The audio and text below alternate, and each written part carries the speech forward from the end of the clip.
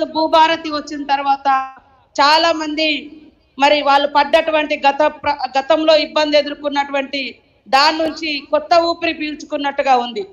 ఎందుకంటే భూమి మోకా మీద నువ్వుంటే గత ప్రభుత్వంలో ధరణి తెచ్చి పేరు వేరే వాళ్ళ దానికి ఇచ్చారు, రైతు బంధు వేరే వాళ్ళకి ఇచ్చారు. కోర్టులలో పోతే మోకా మీద నువ్వు ఉన్నావయ్యా, కానీ నీ భూమి అనేది ఏం ఆధారం ఉంది అంటే గతంలో కాంగ్రెస్ ప్రభుత్వం ఉన్నప్పుడు కనీసం కాస్తు కాలం అని ఉండేది.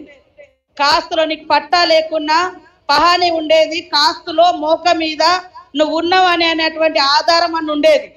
కానీ మధ్యలో బీఆర్ఎస్ ఆ కాస్తు కాలం కూడా తీసేసింది.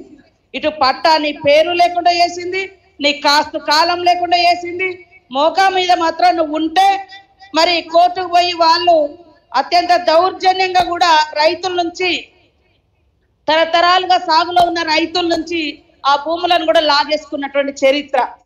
మేము ఎన్నికల ముందు ఇక్కడ ఇప్పుడు మాకు ఇన్ఛార్జిగా ఉన్నటువంటి మీనాక్షి నటరాజన్ గారు, మాజీ రాజ్యసభ మెంబరు, వినోబాబా స్ఫూర్తితోటి, భూదానోద్యమ స్ఫూర్తితోటి ఆమె పోచంపల్లి నుంచి మరి ఇక్కడ వార్దా వరకు పాదయాత్ర చేసింది. ఆ పాదయాత్రలో మరి కోఆర్డినేటర్గా నేనున్నా. అందులో అడుగడుగున ఇవే భూ సమస్యలు, ధరణి మూలంగా ఎట్లా మా భూములు కోల్పోయినాం, మేము ఏ రకంగా మా పేరు పోయిందని పాపం అనేక సందర్భాల్లో మాకు చెప్పడం జరిగింది. అక్కడ ఆ యాత్ర వస్తూ వస్తూ ఆదిలాబాద్లో కూడా నేను అప్పుడు ఎమ్మెల్యేగానే ఉన్నా, ఇన్ఛార్జి కూడా కాదు. ఒకరోజు నైట్ హాల్ట్ ఇక్కడ చేస్తే పాపం వాళ్ళు ఇప్పుడు వచ్చిరో లేదో తెలియదు, కానీ మరి వాళ్ళ భూమి కూడా వేరే వాళ్ళు ఆక్రమించి అక్కడి నుంచి వెళ్ళగొట్టినటువంటి చరిత్ర గొడగొడ ఏడ్చుకుంటే మాకు చెప్పిర్రు. ఆ రోజు మీనాక్షి నటరాజన్ గారు చెప్పిర్రు, ఖచ్చితంగా ఈ ధరణి తీసేస్తాం, మీకు విముక్తి చేస్తామని. అందుకనే కాంగ్రెస్ పార్టీని వాస్తవానికి అత్యధికంగా సీట్లు వచ్చినాయి కూడా గ్రామీణ ప్రాంతాలలోనే.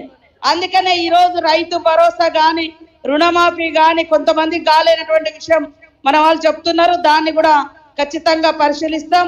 అదే కాకుండా ఇవాళ పేదలకు సన్నబియ్యం కానీ మరి ఇట్లా అనేక స్కీమ్స్ రైతుల కోసం, పేదల కోసం, పేద బిడ్డల కోసం చేస్తున్నటువంటి విషయం మీకు తెలుసు. దానిలో భాగంగానే ఈరోజు ఆ రోజు మాట ఇచ్చినాం ధరణి తీసేస్తామని. ధరణి తీసేసి భూభారతి తీసుకొచ్చి ఈరోజు ములుగులో పెద్ద ఎత్తున మరి అన్నదాతలతో ర్యాలీ చేసి అక్కడ ములుగు మండలంలో, ములుగు నియోజకవర్గంలో కూడా రాష్ట్రంలో 4 మండలాలు తీసుకుంటే పైలట్ ప్రాజెక్ట్ కింద నాకు కూడా వెనుకబడ్డ ప్రాంతాల నుంచి పైలట్ ప్రాజెక్ట్ కింద మా దగ్గర మరి రామప్ప వెంకటాపురం మండలంలో వెంకటాపురం మండలాన్ని పైలట్ ప్రాజెక్ట్ గా తీసుకొని రావడంతో అక్కడ కూడా పెద్ద ఎత్తున రైతులందరూ కూడా వచ్చి హర్షం వ్యక్తం చేసిరు. వాళ్ళ బాధలు కూడా చెప్పిండ్రు. అయ్యా మోక మీద నేనున్నా, పట్ట మీద ఇంకొక ఆయన ఉన్నాడు. అంతకుముందు వైఎస్ఆర్ గారు పట్టా ఇచ్చారు, మధ్యలో కొన్నాళ్ళ తర్వాత తిరగంగా బీఆర్ఎస్ ప్రభుత్వంలో పట్టా వచ్చింది. మళ్ళీ 5-6 నెలలకు ఆ పట్టా తీసేసారు, నెంబర్ తీసేసి ఇంకొక ఆయన అదే సర్వే నెంబర్ మీద ఇంకొక ఆయన ఎక్కిచ్చారు. నా పట్టా రద్దు చేసారు, కానీ నేనే మోకా మీద ఉన్నా, నేనే దున్నుతున్నా అని చెప్పారు. ఇట్లాంటి అనేకం జరిగినాయి. అందుకనే మరి ధరణి అనేది తీసేసి ఈరోజు భూభారతి తీసుకురావడం జరిగింది.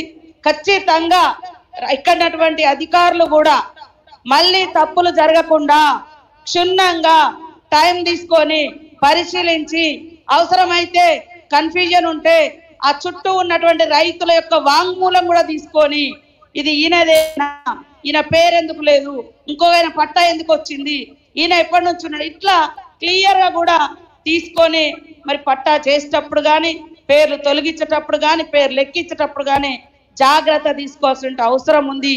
భూమి అనేది చాలా చాలా విలువైనది. భూమి అనేది ఒక తల్లి బిడ్డలకు, రైతుకు భూమికి ఉండే అనుబంధం, ఒక తల్లితో ఉండేటువంటి అనుబంధం రైతుకు.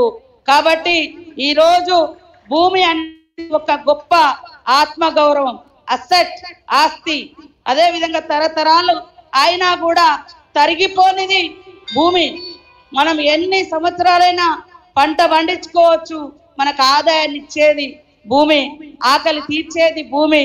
కాబట్టి ఈ యొక్క గొప్పతనాన్ని గుర్తించి ఈ ధరణి మనల్ని దగా చేస్తుంది కాబట్టే ధరణి వద్దు, భూభారతి భూమాత అని ఎట్లా అనుకున్నామో భూభారతి ఈరోజు మనందరికీ మరి ఒక తల్లిలాగా అనే ఉద్దేశంతో ఈరోజు ఈ చట్టాన్ని తీసుకురావడం జరిగింది. కాబట్టి మరి అవగాహన సదస్సు మేము అక్కడ మరి సీనన్న గారు హైదరాబాద్ నుంచి మా ములుక్కు వచ్చారు. ములుక్కా నుంచి మరి అక్కడ కార్యక్రమాన్ని కూడా పెద్ద ఎత్తున నిర్వహించుకొని మళ్ళీ అక్కడ నుంచి ఇక్కడికి రావడం జరిగింది. వారు వెళ్ళిపోవాల్సింది కాబట్టి ఖచ్చితంగా రైతన్నలకు అండగా ఈ ప్రభుత్వం ఉంటది. ఆనాడు రైతులకు వినోబాబావే స్ఫూర్తితోటి గాంధీ గారు ఇచ్చినటువంటి స్ఫూర్తితోటి వేలాది లక్షలాది ఎకరాల భూస్వాముల భూములను పేదలకు పంచి ఇచ్చినాం.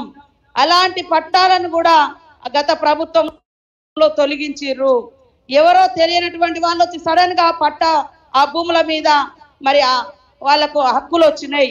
అలాంటిది ఇక ముందు రాకుండా నిజమైన భూమి పుత్రులకు నిజమైన వారసులకే ఆ భూమి దక్కే విధంగా వచ్చిందే ఈ భూభారతి చట్టం అని తెలియజేస్తూ ఇక్కడికి వచ్చినందుకు మీ అందరికీ పేరు పేరున ధన్యవాదాలు. జొన్నల బాధ కూడా నాకు గతంలో కూడా తెలుసు, గతంలో కూడా మాట్లాడి మరి మళ్ళీ ఆ రోజు కూడా కొనిపించినాం. ఈసారి కూడా ఎక్కువ కొనుగోలు, ఇప్పుడు 20 క్వింటాలు అడుగుతున్నారు, ఇప్పటి వరకు 14 క్వింటాలకు వచ్చింది. తప్పకుండా రైతు లక్ష్యం, రైతు సంతోషమే మా సంతోషం కాబట్టి పెంచే విధంగా చొరవ తీసుకుంటానని తెలియజేస్తూ మీ అందరికీ నమస్కారాలు, ధన్యవాదాలు. జై రైతన్న. ధన్యవాదాలు మేడం.